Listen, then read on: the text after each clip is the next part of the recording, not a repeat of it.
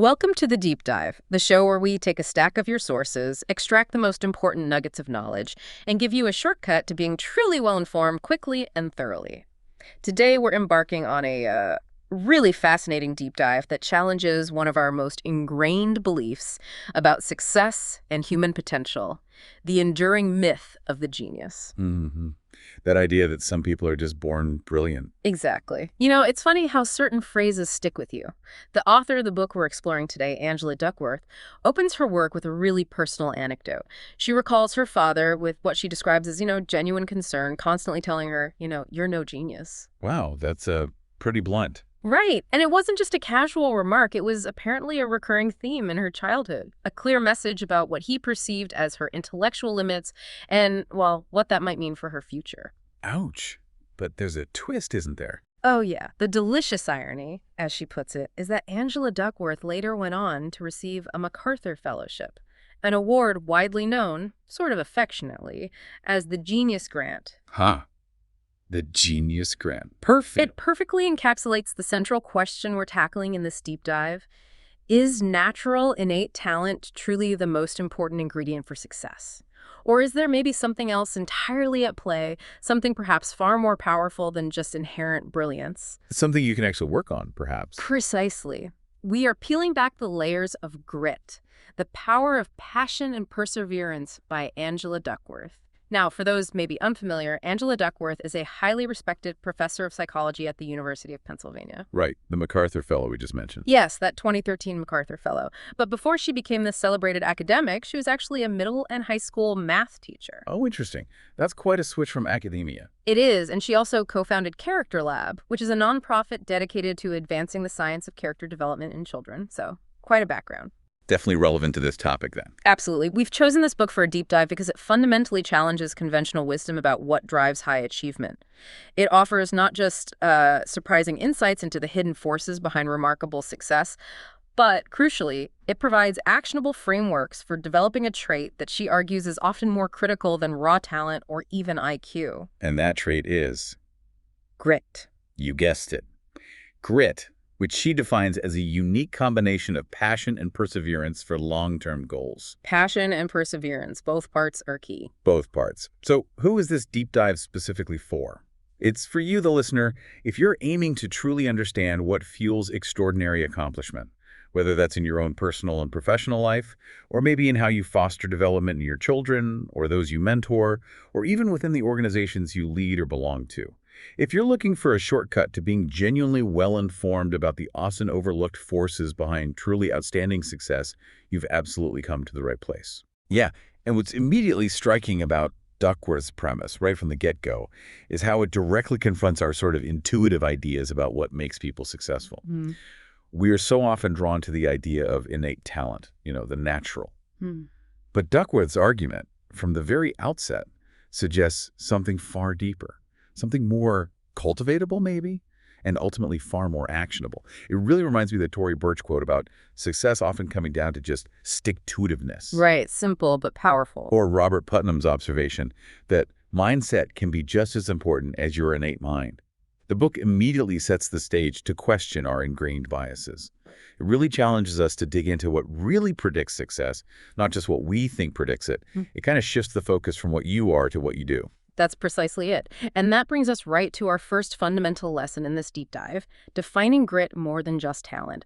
This is where Duckworth presents some truly compelling evidence that might just, upend your assumptions, starting with one of the most rigorous and demanding testing grounds imaginable, West Point. Oh, West Point. Yeah, that's a tough place. You bet. So picture this. The United States Military Academy at West Point. Every year, over 14,000 ambitious high school students apply. 14,000. Wow. That massive pool is then meticulously winnowed down. Only about 4,000 even secure the required nomination from a member of Congress. And then only slightly more than half of those applicants, around 2,500, meet the incredibly rigorous academic and physical standards. So the standards are incredibly high even before they get in. Incredibly high. From that elite, highly vetted group, a mere 1,200 are admitted and ultimately enrolled.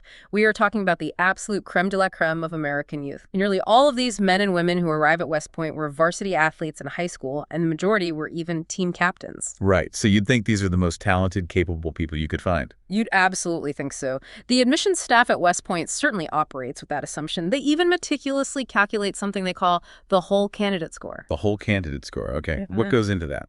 It's a weighted average that incorporates basically everything.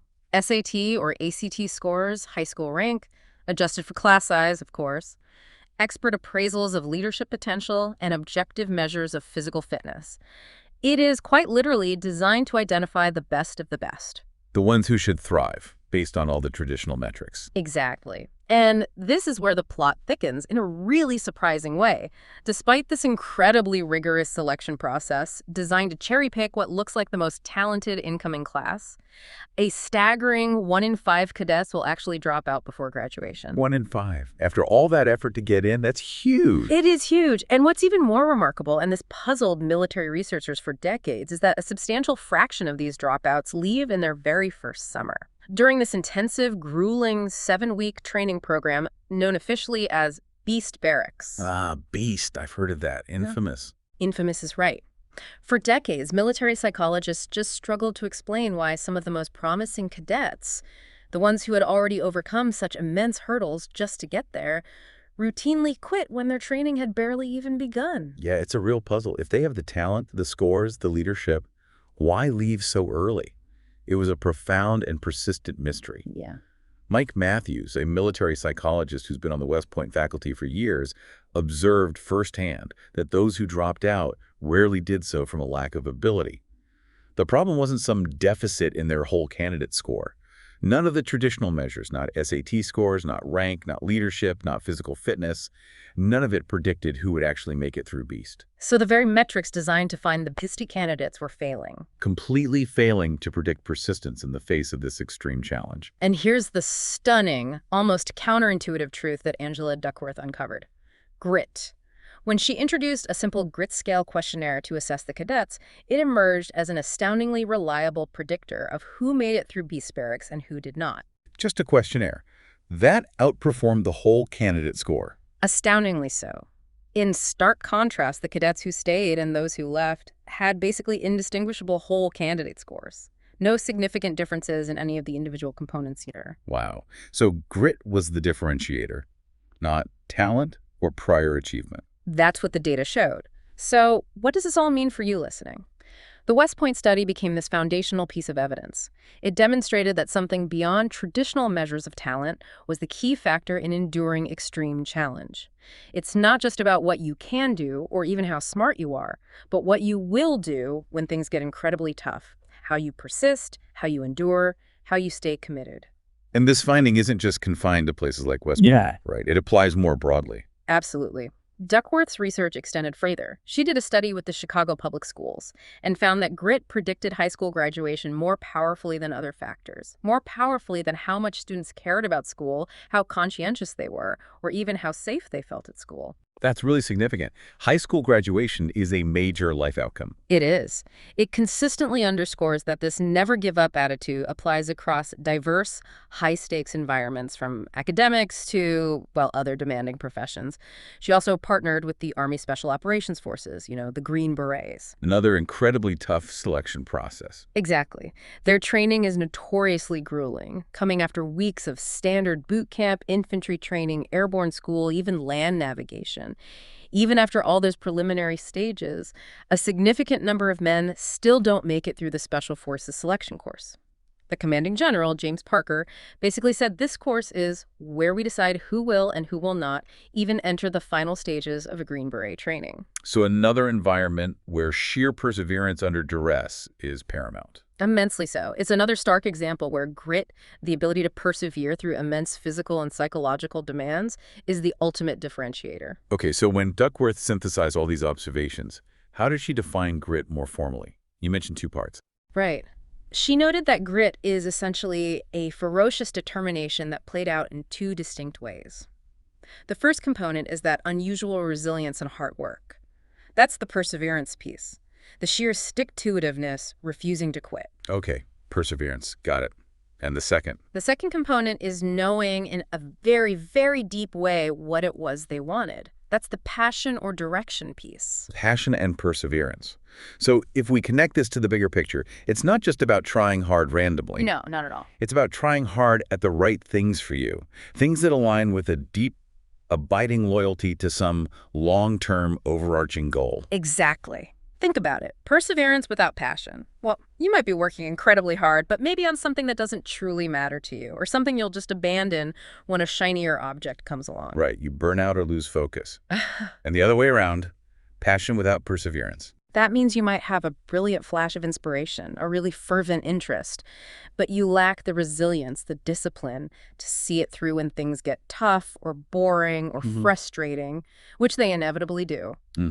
So Duckworth's key insight is that it's the combination of both passion and perseverance that truly makes high achievers special. It's that focused, sustained effort towards something you deeply care about.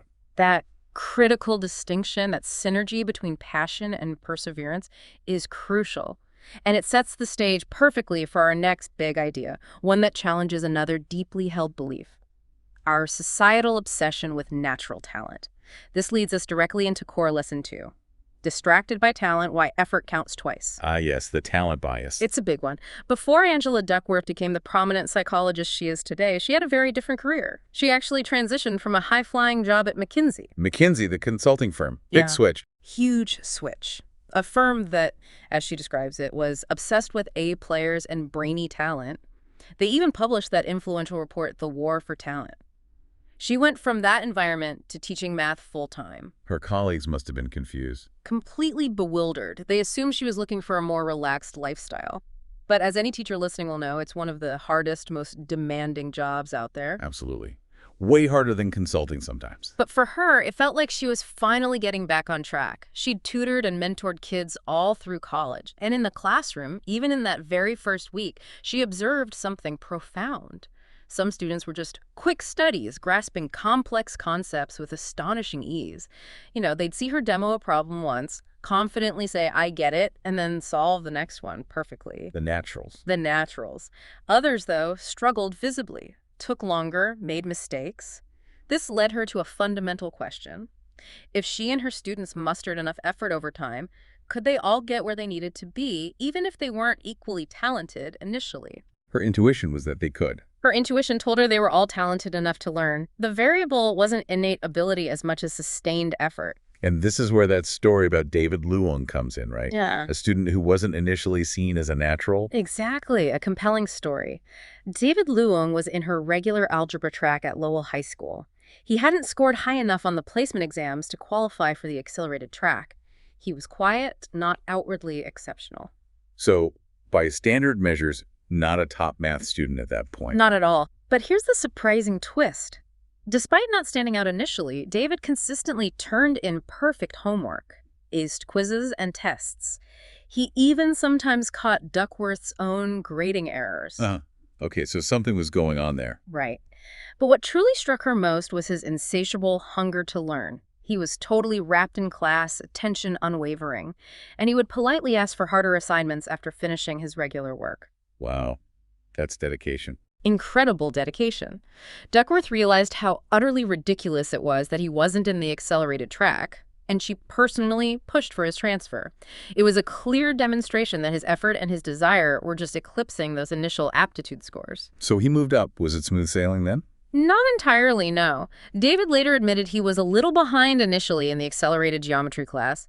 He even got a D on his very first test. Oof, that could be discouraging. It could have been, but here's the critical part, the gritty part. He didn't dwell on the setback. Instead, he immediately focused on what to do next.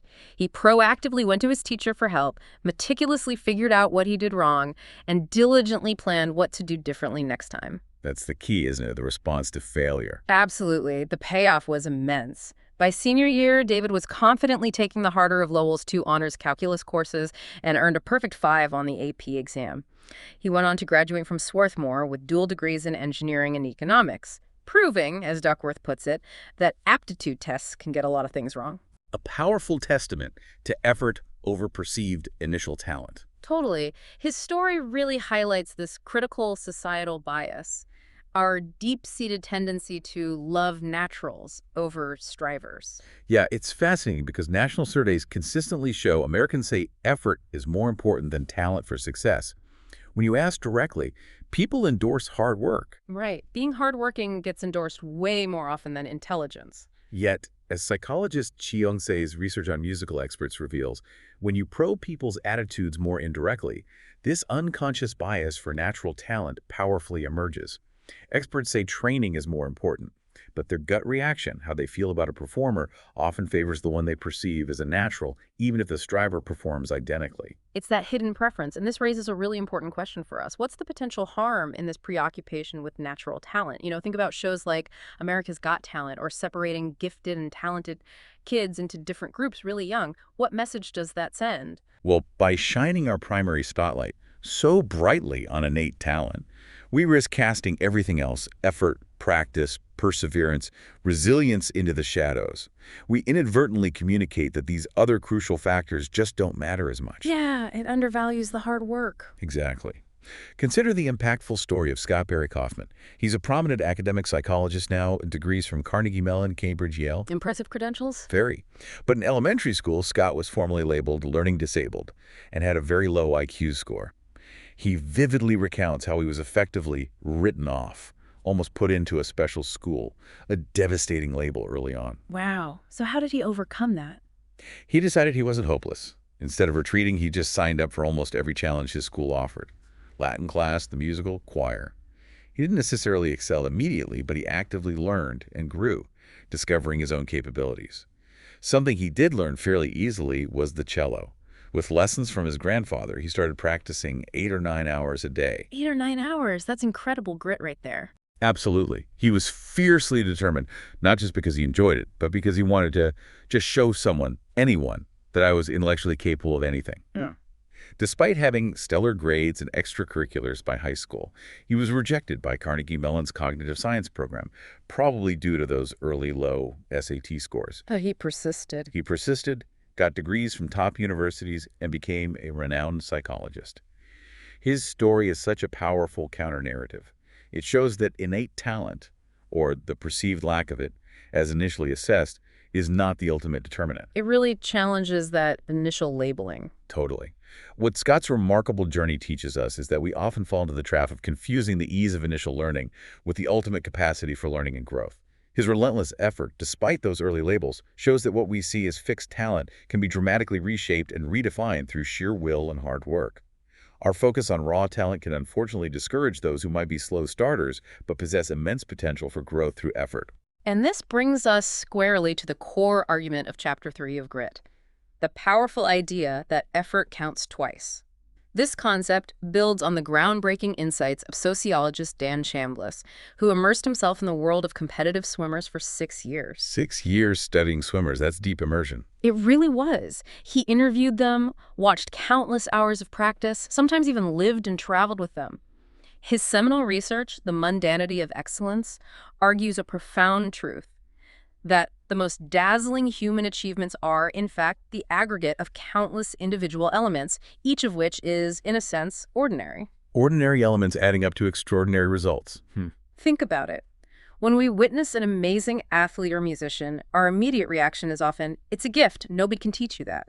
We default to calling them a natural. Right, attributing it to some mystery. But Chambliss's detailed study revealed that behind the great swimmers were these seemingly mundane, almost invisible factors: supportive parents, financial means, access to pools, and, most crucially, thousands of hours of practice over years and years.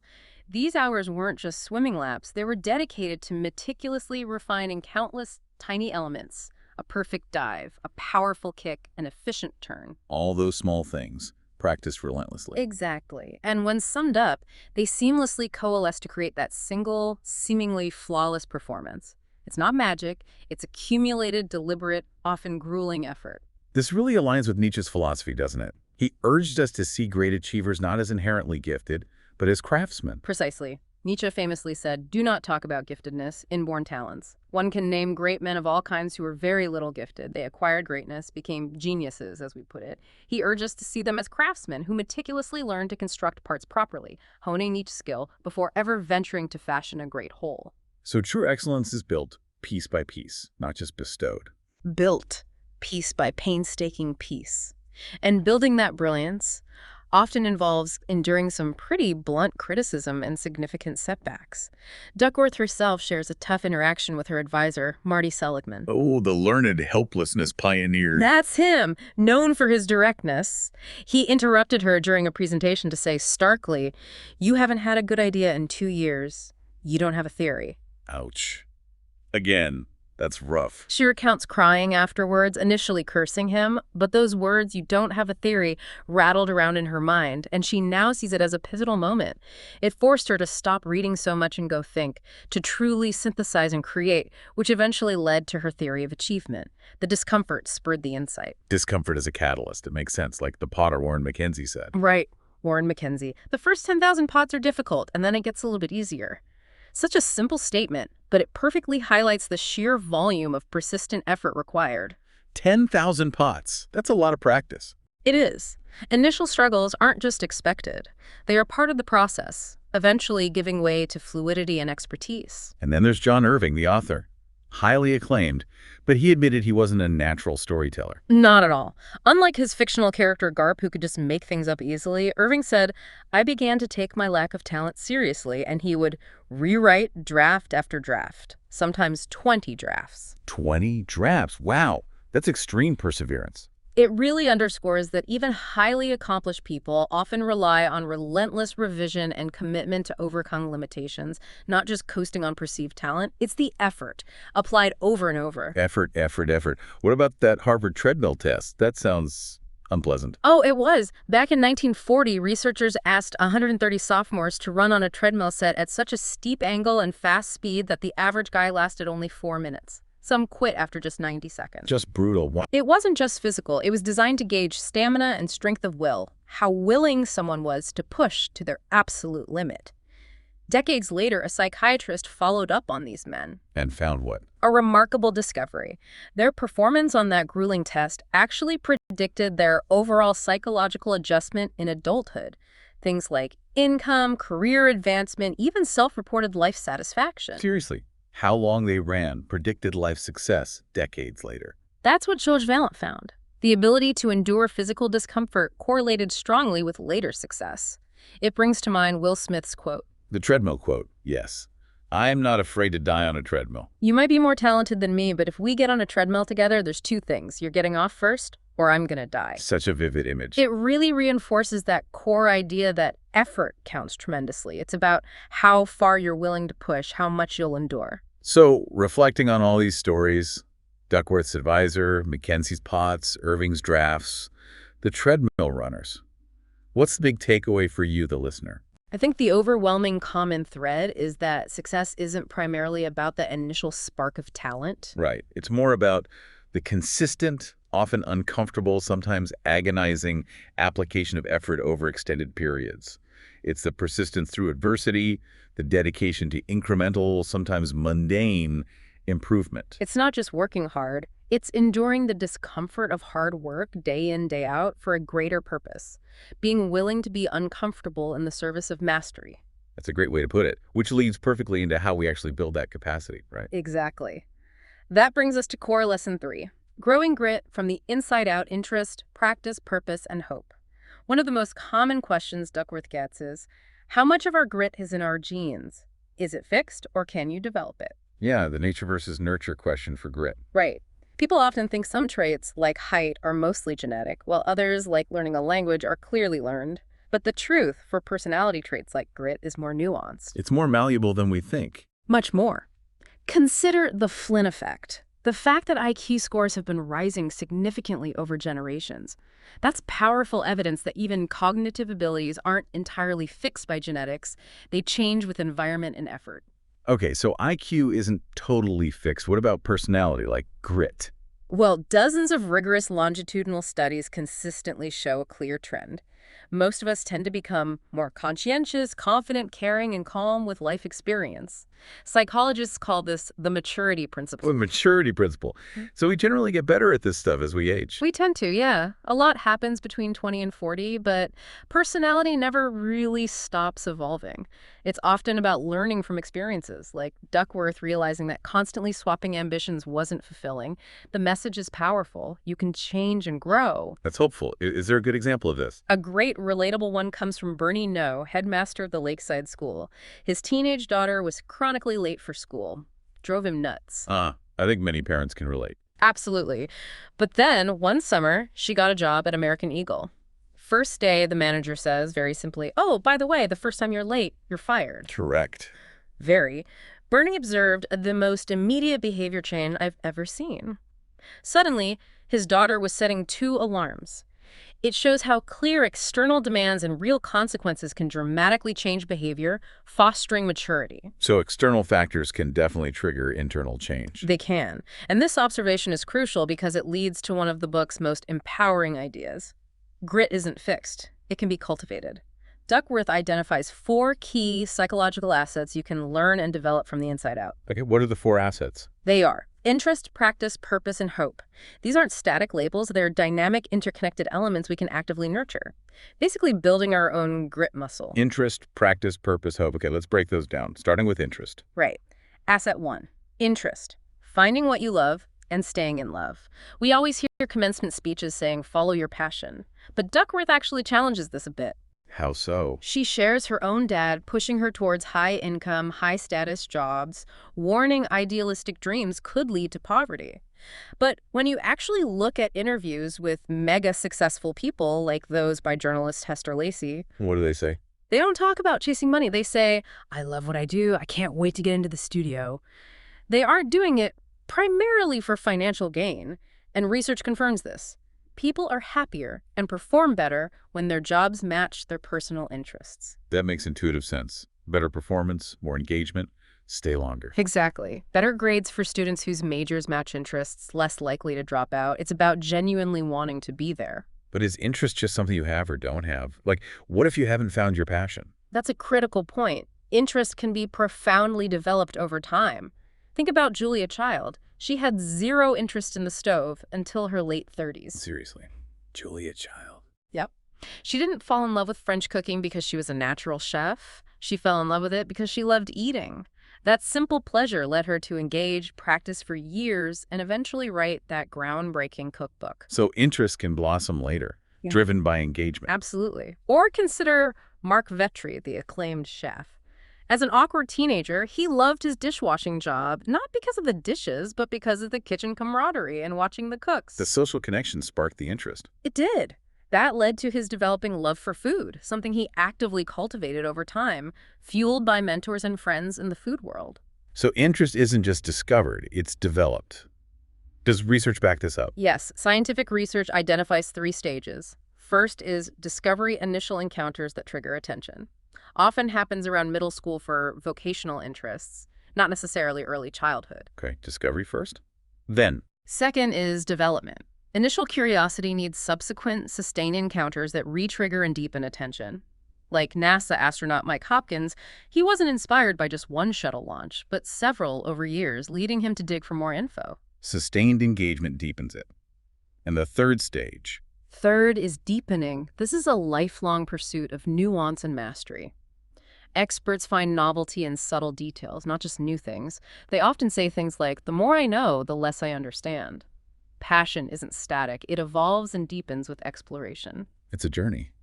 Are there examples of how parents or others can nurture this? Definitely. Look at Will Shortz, the New York Times puzzle editor. His mother, a word lover herself, introduced him to puzzles. He sold his first at 14, was a regular contributor by 16. Wow, early start. But the key is, his mother actively encouraged it. She showed him how to submit his work, help draw grids, write clues. She was actively looking for sparks and fanning the flames. Active cultivation, not passive observation. Exactly. Or Jeff Bezos. His childhood was full of experiments, robots, chatterboxes, infinity cubes, clear fascination with computers and engineering. Right. His parents, especially his mom, didn't always understand the science, but she listened. She said, "It's not important that I understand everything. It's important that I listen." That supportive environment fostered his deep interest. Listening and encouragement are key. So the big question for us, Yeah, the big question is, are we, as parents, teachers, mentors, creating an environment for discovery and development? Remember, every expert starts as an unserious beginner. They need encouragement, small wins.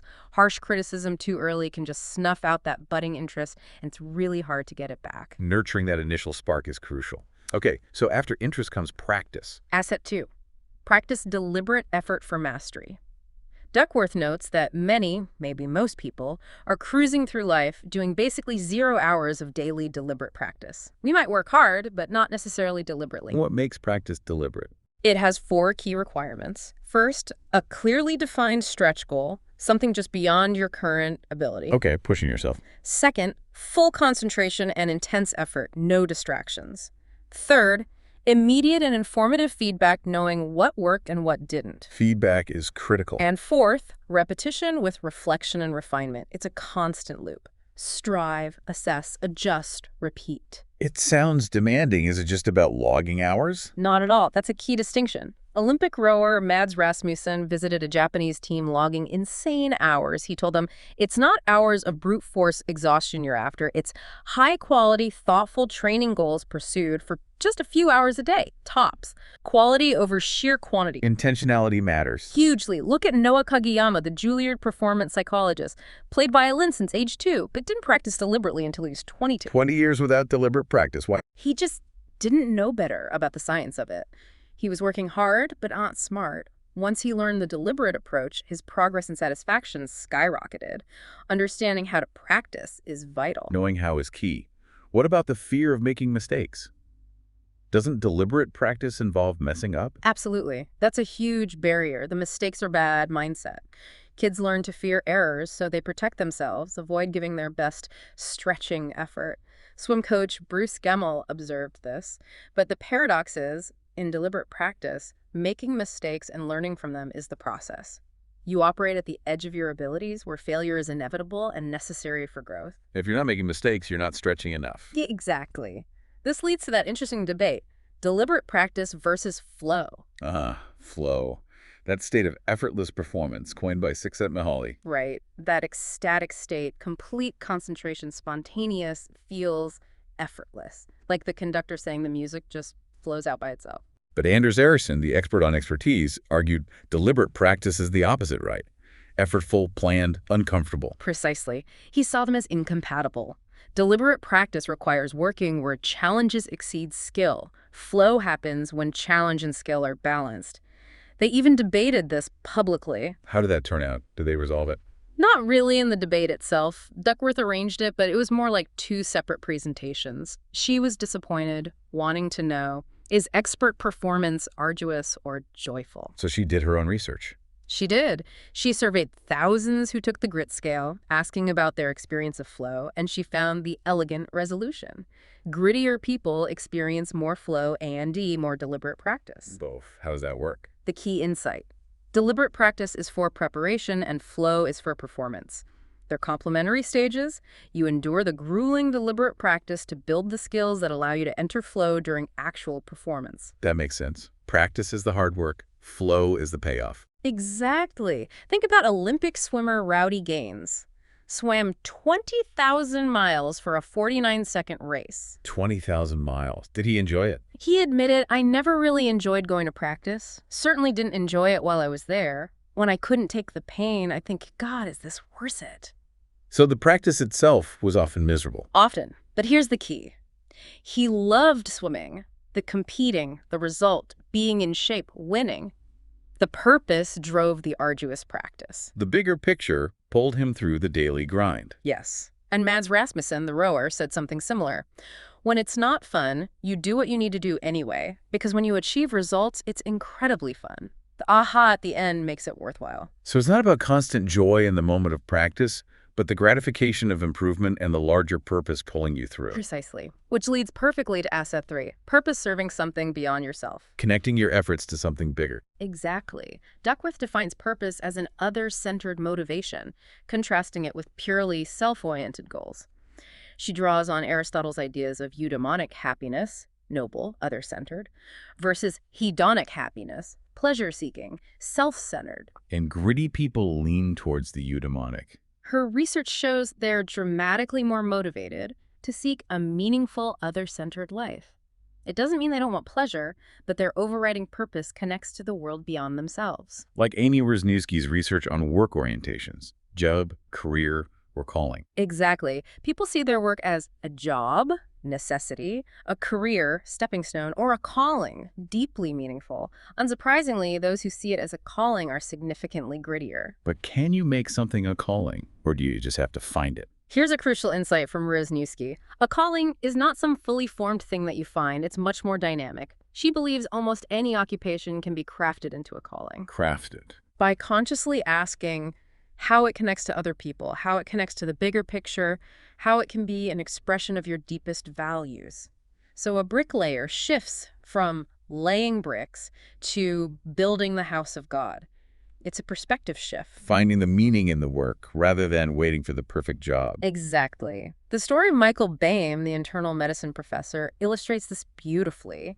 He had a personal interest in mindfulness since childhood, but it didn't initially connect with his medical career. He saw medicine as helpful, but not quite a calling. Right. A fine way to be helpful. Yeah. It wasn't until he realized his patients needed mindfulness, not just prescriptions, that he began integrating his interest with an other-centered purpose. He created a meditation class for patients, which eventually became his full-time occupation. After years of integrating, he now says, I have a calling. Purpose evolved over time. It wasn't instant, it was developed. Developed. Duckworth herself experienced this pull of purpose during that summer bridge program teaching disadvantaged middle schoolers. She went in thinking it'd be fun, not life-changing. But through the demanding work, she glimpsed the possibility that a child's connection with a teacher can be life-changing for both. She viscerally realized the power of purpose. That direct impact can be incredibly motivating. Adam Grant's research also speaks to this, right? About self-oriented and other-oriented motives. Yes, his work shows they're independent, not opposite. You can and often should have both. Leaders and employees who keep both in mind do better.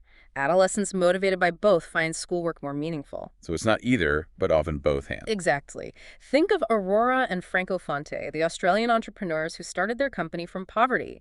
Their motivation wasn't just personal wealth, it was deeply rooted in wanting to give back, provide good jobs. Purpose fueled their persistence. Purpose as an engine, like Kat Cole at Cinnabon. A fantastic example. Grew up with a mom working 3 jobs who constantly gave back. Kat started at Hooters, learned every job, and realized she was very good helping people realize they're capable of more than they know. She scaled that drive to uplift others, individuals, teams, companies, communities. She attributes it directly to her mom's work hard and give back ethic. Purpose in action. Wow. So connecting this back, purpose isn't just about feeling good. It fuels sustained effort by linking our work to something larger. It gives us a reason to persist when things get tough. Makes the marathon worthwhile. And that brings us to the final internal asset, asset 4, hope, the optimism of resilience. Hope, not just wishful thinking, right? No, Duckworth defines it as the expectation that our efforts to achieve our future goals will eventually pay off. It's fundamentally about how we respond to setbacks. Like Seligman's learned helplessness work with the dogs. Exactly. Dogs subjected to uncontrollable shocks later gave up trying to escape, even when they could. They'd learned helplessness. But crucially, about a third remained resilient, kept trying. The resilient third. What did that lead to? It led to learned optimism. Seligman found optimists habitually look for temporary and specific causes for suffering. Setbacks are isolated events they can overcome. Pessimists, conversely, assume permanent and pervasive causes. Setbacks reflect their inadequacy and will affect everything. That difference in interpretation is huge, like the swimmers' study. Yes. Elite swimmers given false negative feedback. The optimists performed as well or better next time setback was temporary. The pessimists performed substantially worse, internalized the failure. Wow. So how do grit paragons think about disappointment? Overwhelmingly optimistically. Hester Lacey found in her interviews, when asked about disappointment, they'd say things like, I don't really think in terms of disappointment. I tend to think, well, okay, that didn't go so well, but I guess I will just carry on. They reframe it. See setbacks as temporary, specific, surmountable, not proof of inadequacy. Which connects directly to Carol Dweck's mindset research, right? Fixed versus growth. Absolutely. Fixed mindset. Talent is static. Setbacks prove inadequacy. Avoid challenges. Growth mindset. Abilities developed through effort. Setbacks are learning opportunities. Embrace challenges. And growth mindset leads to more grit, better grades, more persistence. Significantly so. And importantly, the environment shapes these mindsets. Parents praising effort, treating mistakes as learning opportunities foster a growth mindset. Companies with a growth culture have more trusting, invested employees. It's contagious, in a good way. What about that rat experiment, Steve Mayer's work? Compelling neurobiological evidence. Adolescent rats who experienced controllable stress where they had agency, could influence the outcome, were essentially inoculated against learned helplessness in adulthood. So navigating controllable challenges builds lifelong resilience. That's the implication. What didn't kill them when they had control made them stronger. So practically, what can we do to cultivate this kind of hopeful resilience? Practice optimistic self-talk from cognitive behavioral therapy. It's resilience training, actively reframing setbacks as temporary and specific, not permanent personal flaws. Rhonda Hughes, the mathematician, even suggested changing a grit scale item from "setbacks don't discourage me" to "setbacks don't discourage me for long, I get back on my feet." And she added that asking for help is a good way to hold on to hope. Asking for help maintains hope. That's powerful. So the question for you, listener, is how are you interpreting setbacks? As permanent roadblocks or temporary detours? Shifting to a growth mindset and optimistic self-talk are practical steps toward building hope and resilience. Changing that internal narrative. Okay, so we've covered growing grit from the inside out. Interest, practice, purpose, hope. Now let's look at how external influences play a huge role. This is core lesson 4, growing grit from the outside in parenting and culture. The external factors, starting with parenting. Yes, the old debate, strict authoritarian versus lenient permissive. Duckworth champions wise parenting or authoritative parenting. It's both demanding and de-supportive. Demanding and supportive, not one or the other. Exactly, providing love, limits, and latitude. Authority comes from knowledge and wisdom, not just power.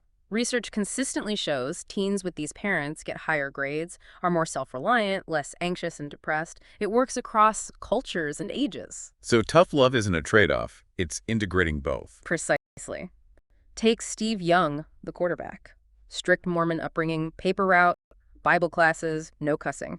But his mother was also profoundly supportive, confronting an opposing player for tackling Steve illegally when he was 9. His parents prioritized being home weekends, showing commitment. Tough and loving. What about the opposite example, Francesca Martinez? The stand-up comic describes her parents as absurdly cool, let her drop out at 16 to act, encouraged her to follow your dreams, believing passion makes work a vocation. Unconditionally supportive. She credits this for her self-worth and hope. So seemingly different, but maybe underlying similarities. Exactly. Steve Young's parents were tough and loving. Francesca Martinez's parents were loving and tough. Firm rules like no hitting siblings, no TV. Both families were child-centered, but didn't think kids always knew best about effort. The key takeaway is that the most effective parents and mentors provide both deep affection and high expectations. They model behavior and create an environment where effort is valued. Beyond parents, role models and mentors are critical. Kids don't just imitate adults, they emulate them, internalizing values and goals. Many grit paragons had similar interests to their parents and saw them as role models. Emulation is deeper than imitation, like Toby Lutke at Shopify and his teacher. Yes. His master teacher, Jurgen, covered his code in red ink, pointing out flaws, but taught Toby not to tangle my ego up in the code. Getting this feedback is a gift. Relentless feedback delivered constructively fosters growth without defensiveness. Separating ego from performance. What about Cody Coleman's story? He didn't have wise parents. Right, but she had a supportive ecosystem. His brother pushed him towards Princeton. Why wouldn't Princeton take you? Had an extraordinarily wise math teacher, other mentors. Cody's reflection is powerful. You don't need to be a parent to make the difference. If you just care about them, you can make an impact. Non-parental figures are crucial. So true. Which inspired Duckworth's own hard thing rule in her family, a practical way to cultivate grit at home. The hard thing rule, how does it work? 3 parts. 1, everyone, parents included, does a hard thing requiring daily deliberate practice. 2, you can quit, but not until a natural stopping point. End of season, semester, lessons paid for. Teaches commitment beyond, I don't feel like it. No quitting midstream just because it's tough today. Exactly. 3, you pick your own hard thing. Parents might suggest options for younger kids. Autonomy matters.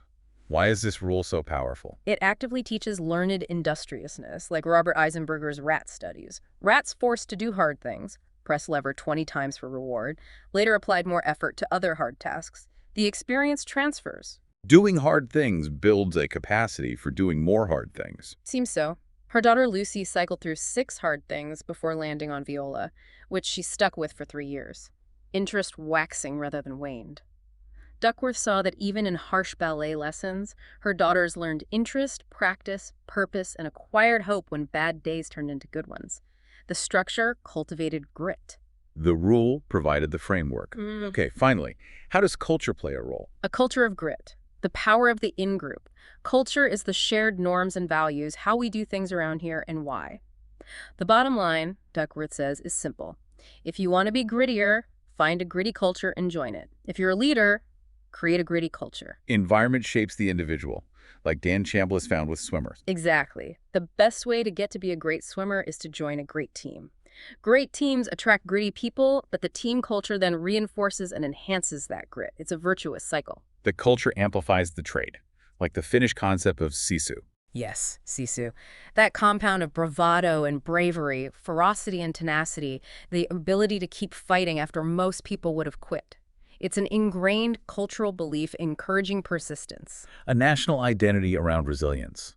Or coaches like Anson Dorrance. The UNC soccer coach actively cultivates grit, requires players to memorize quotes on core values, constantly asks, how can this help me develop the culture I want? Embedding grit into the team DNA. Making it collective. West Point is another example. Centuries-old one. Brigadier General Caslin personally trains struggling cadets, leading from the front. The long gray line tradition instills identity. Norms and slang reinforce the unique, demanding culture. And Pete Carroll with the Seahawks. Same idea, building a culture of grit through innumerable competitive opportunities and moments, teaching players how to persevere, demonstrate more passion. When asked about a player's brother struggling with grades, Carroll didn't dismiss him. He said he needs some coaching. He needs a plan.